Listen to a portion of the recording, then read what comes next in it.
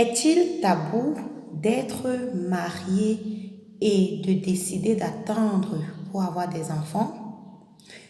On en parle tout de suite.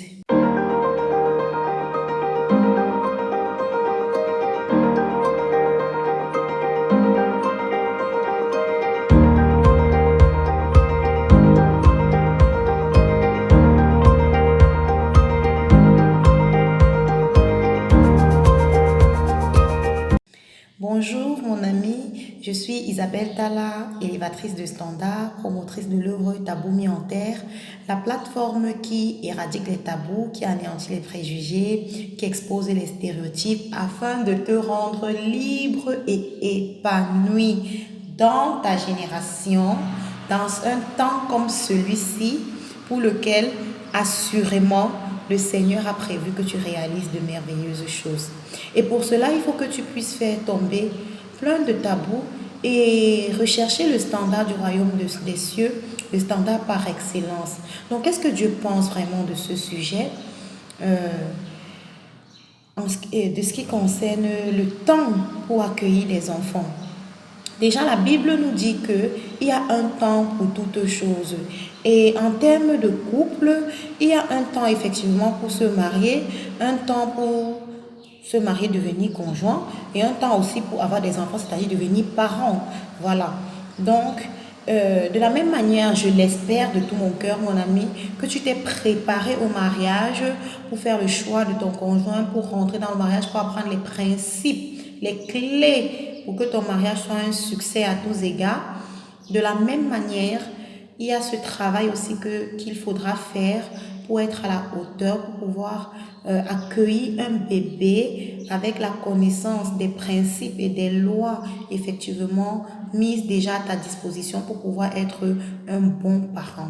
Donc, comme pour le choix du mariage, vraiment, on peut désirer porter un enfant pour plusieurs raisons et parfois même des raisons qui ne sont pas toujours saines parce que la société nous l'exige et parce qu'on reproduit des stéréotypes.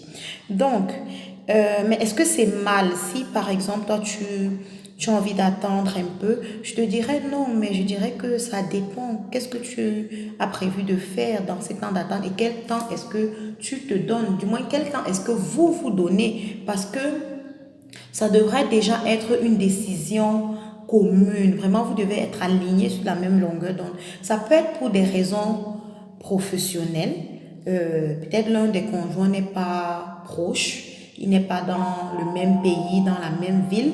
Il faudrait pouvoir attendre que la personne soit là, que les conditions soient réunies pour qu'on soit ensemble. Ça peut être pour des raisons estudiantines, académiques, c'est-à-dire l'un des conjoints a besoin de finir des études afin de pouvoir maintenant se concentrer. Il y a des personnes aussi qui viennent d'entamer une carrière professionnelle assez exigeante et elles pensent que d'ici quelques temps, la pression sera un peu plus relâchée et on pourra s'engager dans ce nouveau projet ô combien grand. Mais si vraiment vous prenez cet engagement en couple, il faudra aussi, je vous encourage dans un environnement, si vous êtes en Afrique, vraiment, moi je vis en Afrique, je vis au Cameroun. Donc si vous êtes en Afrique, c'est bon de vous édifier aussi sur les challenges que vous aurez. Et on le sait, c'est surtout l'environnement. L'un des conseils que j'aimerais vous donner, c'est vraiment de ne pas tomber dans le piège de c'est pour quand le bébé? Qu'est-ce que vous attendez? Je sais pas trop quoi. Voilà, il y a quelque chose. Voilà, les questions assez titillantes comme ça, les gens le font parfois de bon cœur, parfois par maladresse. Il ne faut pas aussi s'offusquer pour tout cela. Mais je dirais, il ne faut pas tomber dans le piège de prêter trop attention lorsque vous savez là où vous allez. Parce que souvent, ça n'en finit pas. Hein. À quand le premier? Après, à quand le deuxième? Ah, pas encore, pas encore. Après, à quand le troisième? Parfois même chez nous, à quand le septième? Donc, voilà. Vraiment, c'est pas tabou. Je crois que Dieu est notre bon papa et avec notre papa, il ne devrait pas avoir de tabou. Il faudrait que nos décisions soient prises au pied de la croix, au pied de son trône, que nous puissions nous approcher avec assurance auprès du trône de miséricorde, afin que le Seigneur nous déverse son cœur, qu'il nous dise véritablement ce que lui il en pense, au-delà de ce qu'on nous a toujours enseigné, comment est-ce que lui voit les choses, quel est le temps pour cette chose, étant donné qu'il y a un temps pour tout, qu'est-ce que lui il en pense véritablement.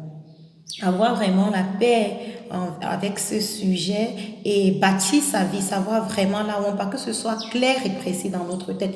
Vraiment ne pas le faire juste par imitation, ne pas le faire juste par snobisme, mais vraiment le faire parce qu'on a une traçabilité, qu'on l'a vraiment aligné à la volonté du Père, oui, pour notre vie. Oui, donc je dirais sur ce, mon ami, c'est ma belle maman qui fait que m'appeler là. Je vais aller décrocher et je vais te laisser. Bye bye. Retrouvez le livre Vaincre l'adultère de Isabelle Tala Talom à l'international sur Amazon, Fnac et Smashworld. Au Cameroun, dans les librairies chrétiennes, scolaires et en grande surface comme Carrefour, Arnaud et Super U. Pour toute autre information, n'hésitez pas à nous contacter sur le numéro 6 80